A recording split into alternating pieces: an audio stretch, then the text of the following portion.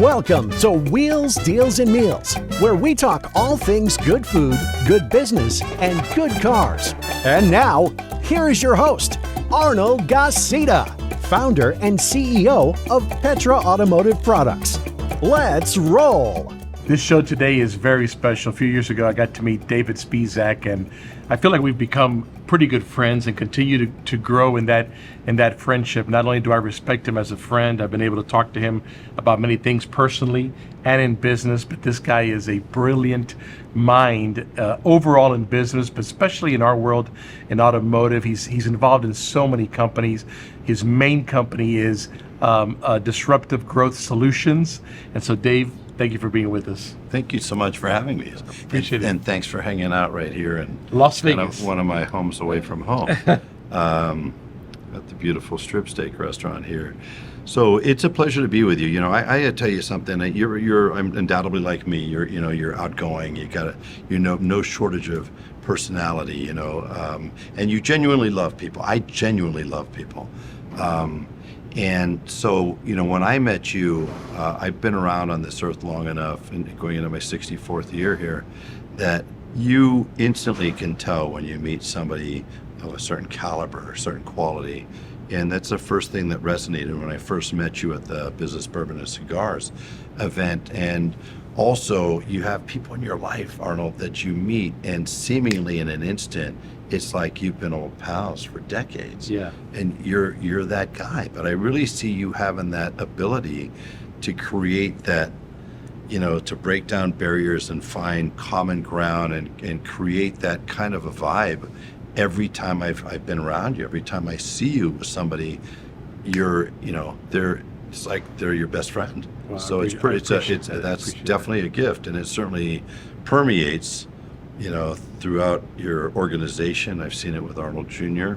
I've seen it with the folks that work at Petra, and even with the distributors. So it's pretty cool to be here. I appreciate those words. It's very nice, and that's why I hang around like people like you, because I feel the same way about you. Your personality is great. It's people with the like common beliefs, and who are the same kind. They kind of attract each other, and so you have that ability too. I know that when I do conventions and I work the crowd, I have that ability. It's a gift, I think, but you can kind of control what's going on. And I've seen you in action, and you're that guy. Anybody can throw anything at you in any way, in any direction, and you grab, turn it around, and you're over here. You capture everybody and bring them back, and that, my friend, is a special talent. Well, I got to tell you, not a lot of people know this. Some people do, but I did stand-up comedy for years, and starting out as a teenager, and I remember when I started in San Francisco.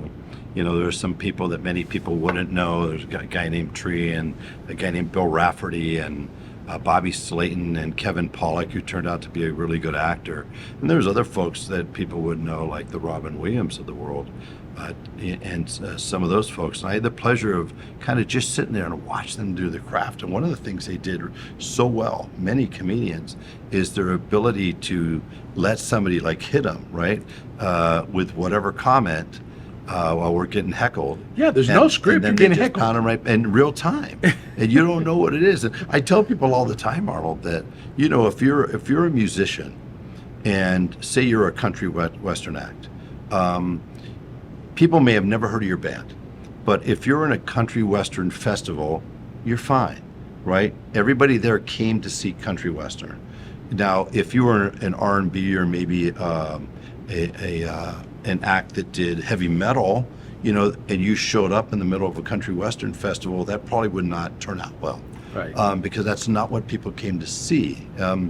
When you do comedy, one of the difficult things, one of the challenges is when you show up, there may be 10 people sitting at the bar at 1 a.m. by the time you're up there. There may be 500 people or more out there in the crowd, but whatever it is, you don't know what they're into. You don't know if they're into blue comedy. You don't know if they're into political comedy. Right. You don't know if they're Democrats or Republicans. You don't know If they're going to get offended. You don't know. So you go out there and you literally have 60 to 90 seconds really to feel out the room with those first two things you're going to open with. And then you have to be able to adjust in real time. And that, I think that really helped me when I went into the car business. I started doing public speaking and sales meetings and things like that because, conventions, I really feel like somebody could throw almost anything out at me and I'm going to be fine. And the last part of that, as long as you're comfortable in your own skin, if you're cool in your own skin, Yeah. hey, you can say what you want. That's number one. You got to be, I like that phrase, you got to be cool in your own skin. You can typically grab anything that's thrown at you, turn it around, and leave the audience as friends. 100%. Yeah. No hard feelings. No It's all hard good. feelings. It's all good. Yeah. We're doing business or just having a chat. Well, since we're there already, let's start there.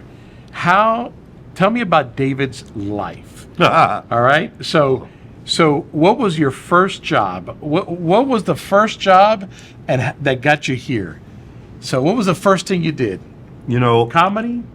No, it's interesting. Ironically, my first job had cars involved. I pumped gas. And, I graduated high school in 77, but I got my first job, I think it was around 75 or so, and I was pumping gas. This is back when, believe it or not, gas was like 26, 28, 29 cents a gallon. We had gas wars. I just had this vision of Andy Griffin show and that pump with the Gomer Pyle. Yeah. And here's David getting gas to pump in your car. I was a Palexican Gomer, so I'm Polish and Mexican. I always say I'm Palexican, so I got hired for whatever $2 an hour, and I went from that. I figured out very quickly two things: no matter what you do it better than anybody else. Hustle, grind. And have gratitude for what you have.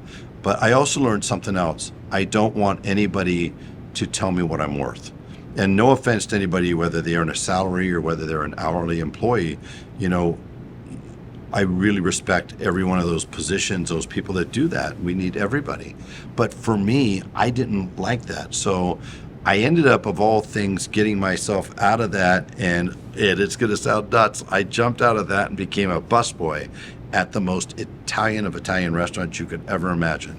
And this restaurant so you go from pumping gas to serving food. No, to cleaning. Bussing. Right. I was a dishwasher and a busser.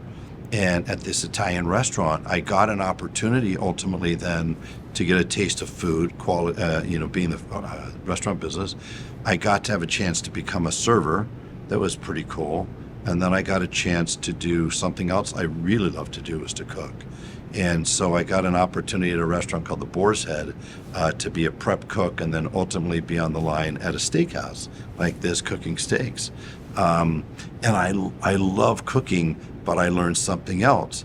Whether you love that, it may not necessarily be the career that you want, because what came with that, which was starting early in the morning, getting out late at night, no social life, that wasn't for me, right? And so I had ended up... We need people, David. We need people. I got to have people, and I ended up figuring out that I had gotten a side job selling, and I just fell in love with selling. So what were you selling?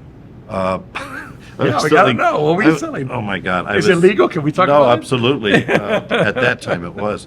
I was selling laminating equipment and plastic binding. Those circular plastic bindings you make books with. I did that, and I ended up doing pretty well in it, doing phone sales.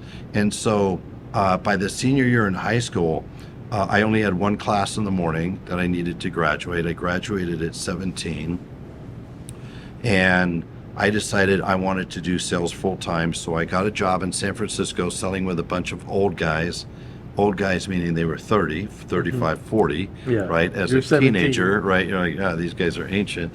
And then I would take the train down south in the Mid-Peninsula in the Bay Area, and I'd work at Macy's at night.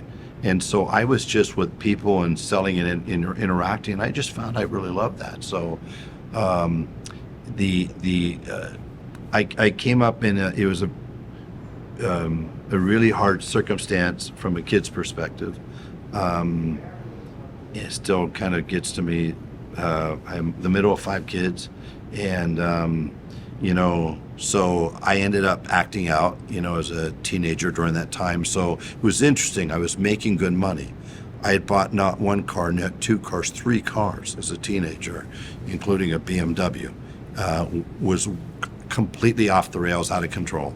And I was trying everything that somebody could try. And I just started going down a bad path. And I just felt like I was going to end up either, in a ditch, dead, or in jail. So one day I'm in my car and I'm driving around, and like an epiphany, I decided to change course. I drove over the San Mateo Bridge to Oakland, to the AFI Center, to the enlistment center. I walked in the door and I said, I want to enlist in the military. And I enlisted that day. And, within a few weeks later, I was off to boot camp. And that really changed everything for me, because I needed that discipline. Reaction. I had to, it's kind of like I feel like I had to do something to save myself. The best thing our dad ever did is walk out on us. That really was an upgrade at the time, but I was just, I was in a place where a lot of kids are, and this from Petra Cares, where you kind of, my mom was an amazing person, is an amazing person to raise 5 kids on her own. He never paid alimony. He never did what he's supposed to do. And so I just, I wanted to work hard. I wanted to prove people wrong. I was 5 feet tall. For context, walk into high school, 5 feet tall, 93 pounds, with an eye patch, as part of the chess club, right? Like the quintessential ladies guy, right? And the girls were going bananas. Yes, I could say girls. This was the 70s. So the ladies, the young ladies.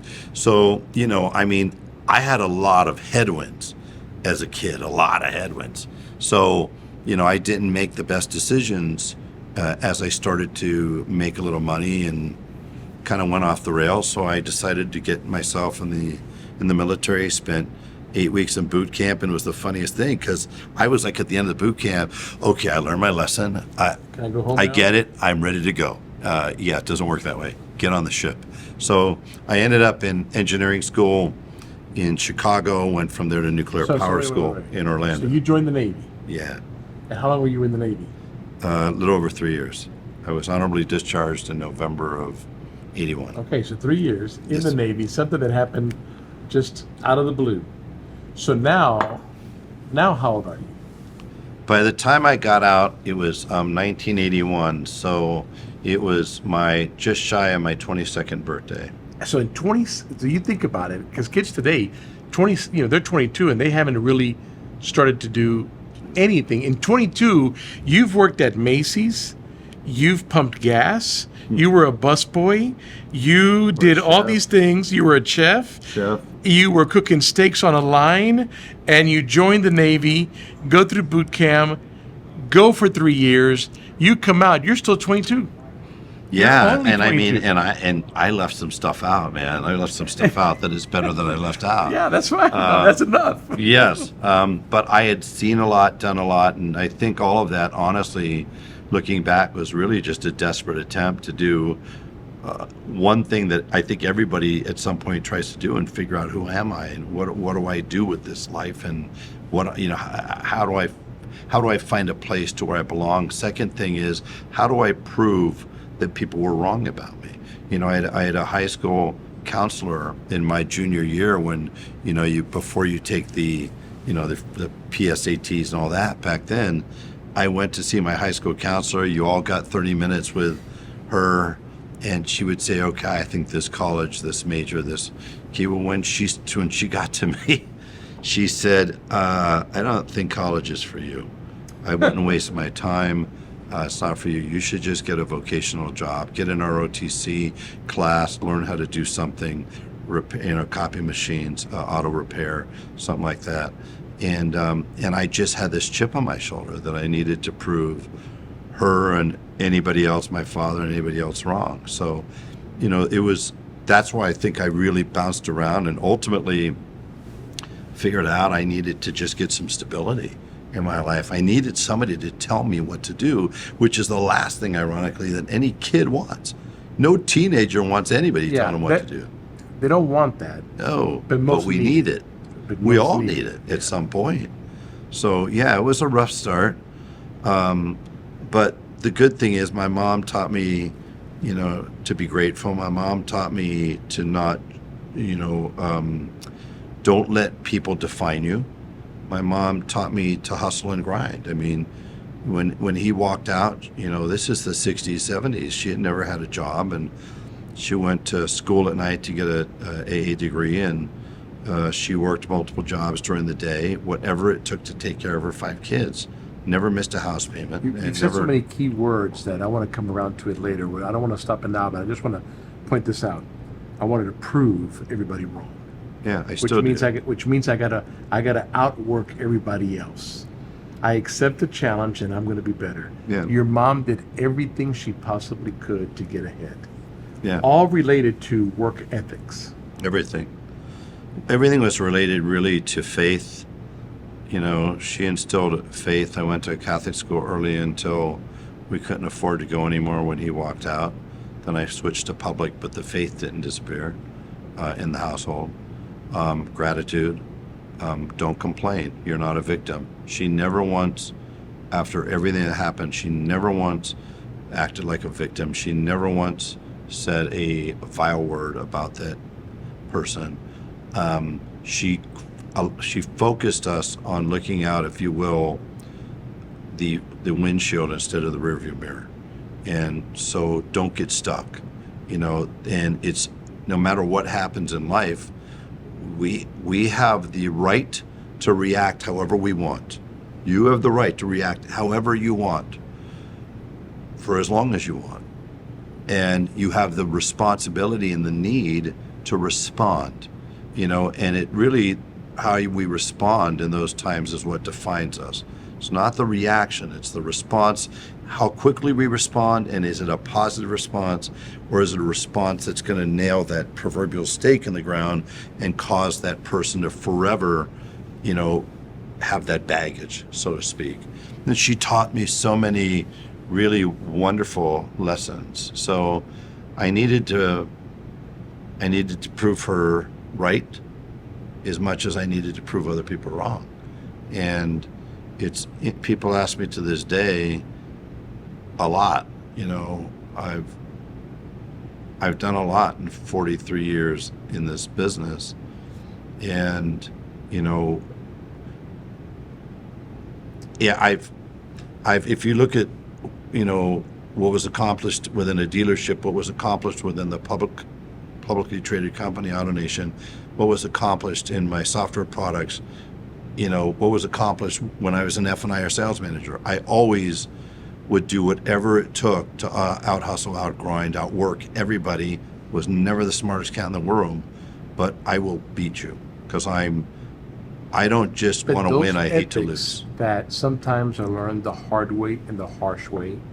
Your dad walking out, having to join the Army, seeing your mom hustle, wanting to make her proud. Those things we don't realize a bit, and that's why it's so important when you're raising kids, right?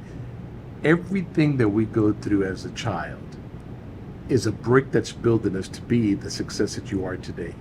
We can look at it today, this, you're very smart, you can look back and go, wow, I see how that helped me be this way. Young people today want to get here, but there's a lot of bricklaying that has to happen before you become David Spisak. Or any of us, and you're 100% right, and that's where the faith really helps tremendously, because the reality is, we all want to drive the proverbial car. We won't want to grab the steering wheel of our life and steer it and control it and dictate everything.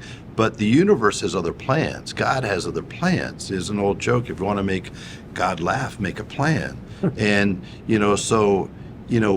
things don't work out the way we want. And Garth Brooks, I'm not a country western fan, don't hate me, but I do love Garth Brooks and some others. I love Garth Brooks, and there's some absolute classics out there that I love. But he had a song called Unanswered Prayers, right? Oh, and some of the best things that ever happened to you were the unanswered prayers. Yes. So we don't have the wisdom when we're young. We don't have the depth, breadth of understanding to understand that when things don't go our way, it's to allow something better oftentimes to happen. But we don't know if that's going to happen in 3 months, 6 months, or Right. 10 years. The better may not we happen don't quickly. know. Right. Right. And so that's the thing. And so it's, you know, All right, so you come back from the military and you go do what? Don't skip out on your story. so- I want to know the story. So this is where we get into the car business, because about a month before you get out of service, they basically release you from your work duties, your responsibilities, and you get to hang out in the barracks or whatever, and you have 1 month to find a job, to get off of their payroll, and they really want you off their payroll. And I was making about a cool $747 a month, right? So I was thinking, I'm not a gambling guy, we're in Vegas, but I was thinking, I'm pretty sure I could do better than $747 in a month. So I started going through the paper. Yes, we had the paper, the classifieds. This was 1981. And I started going through, and I was looking only for sales jobs. And because I wanted commission, I was willing to bet on me.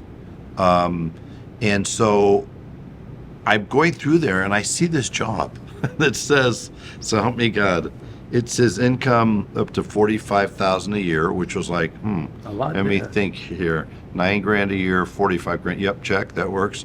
Company car, don't have one of those. Check, yeah, that works. T&E account, what's that? Come again? Yes, I don't have one of those. Check.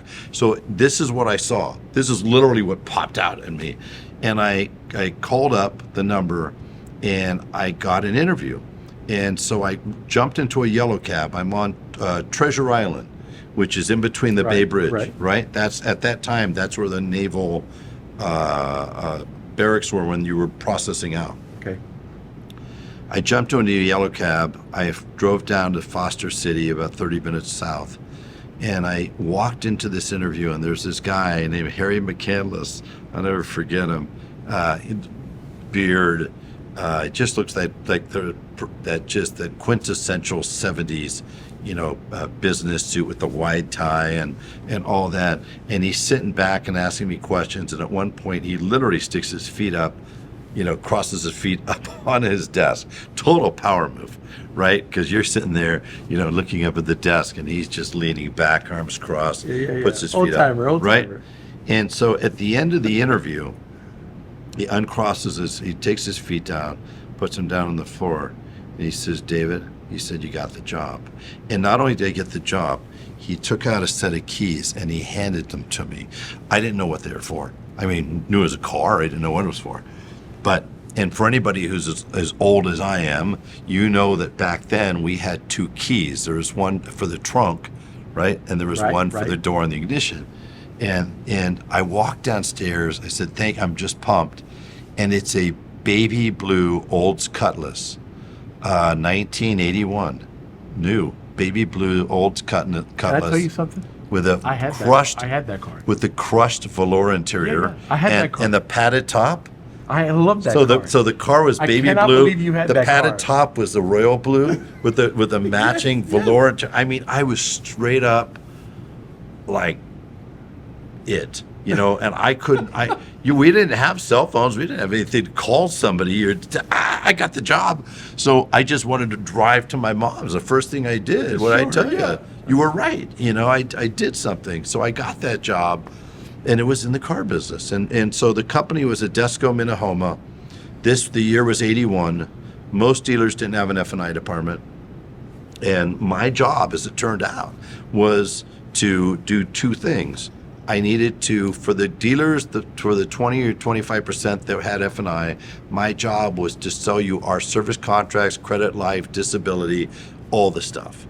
And if you didn't have an F&I, my job was to sell you on the importance of having F&I. F&I. No, that's why it was F&I. Finance and insurance. And you back then had to have an insurance license.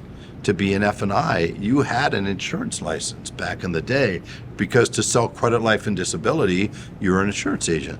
So Anyways, long story boring. I got the job, and I find out my territory is from like Bakersfield all the way up to Reno. And I had to cover that territory every week. Why? This is like right out of Glengarry, Glen Ross, or used cars, or why? Because you had to hit every store every week to make sure that somebody else didn't hijack your account. Right. So if you ever stay in front of them. if you ever walked into one of your stores and you walked into the F&I office right straight away, and you saw brochures that weren't yours, you're like, oh man! Right. In the last 6 days, somebody went in there and beat me, right? Yeah. And then you were trying to do the same thing to the competitors. Anyways, yeah, so I fell in love with the car business. I fell in love with F&I. And then within a year, in that first year, a couple things happened. I went to pick up my money. Every month you had to pick up the transmittals, you know?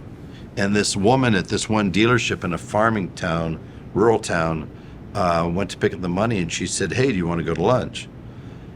And I took inventory. Let me see, when's the last time a woman asked me to lunch? Never. Yes, I do want to go to lunch. And so I went, and literally 4 months later, we were married. And 5 months after that, we had a baby. Now, my daughter was born in 1983, 40 years ago, this October.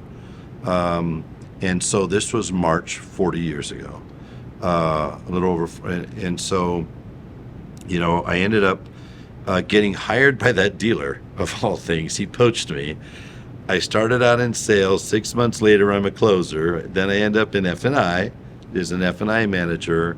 And then kind of life went on from there. So I started out in a store. This is so perfect. This rural type of a dealership. Get this: Buick, Oldsmobile, Buick, GMC, Pontiac, Nissan, Honda, Rolls-Royce.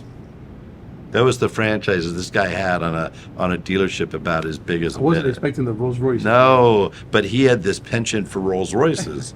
And I found out that here's a crazy story. So when I ended up at the Mercedes-Benz store, where most people know me from, Smythe European, I found out that years before, he was a salesperson there selling Mercedes and Rolls. And so for the same guy that hired me, he ended up becoming a dealer in this rural community that was 3.5 hours away. So that was kind of my entry point into the retail side. And that was 1982, and I spent from 82 until January of 08 in the retail side.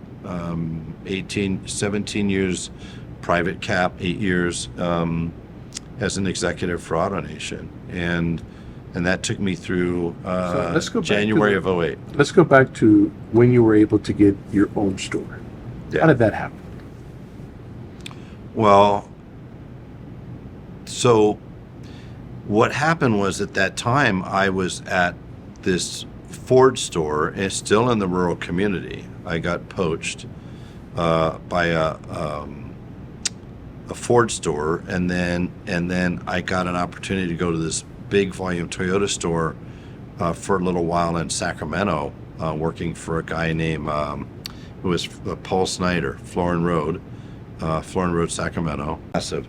And there was 5 F&I offices against the wall. So, you know, here would be a desk, 2 chairs, here's a desk, 2 chairs, and so forth.